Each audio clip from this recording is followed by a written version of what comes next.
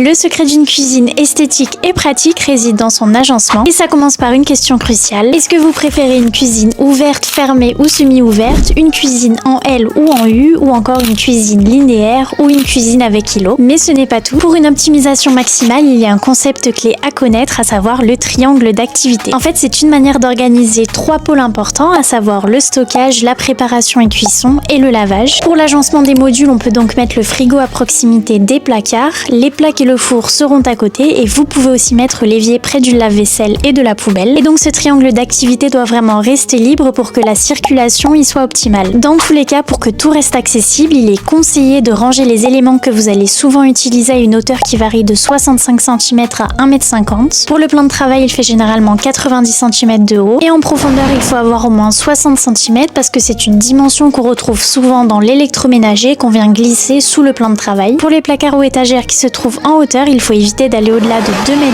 pour qu'ils restent quand même accessibles. Et en profondeur, on met généralement 30 à 35 cm. Entre les caissons bas et hauts, il faut laisser 60 cm pour que le petit électroménager type grille-pain ou robot puisse être posé sur le plan de travail. Et enfin, pour bien circuler dans votre cuisine, il faut avoir 90 cm de recul et idéalement 1,20 m.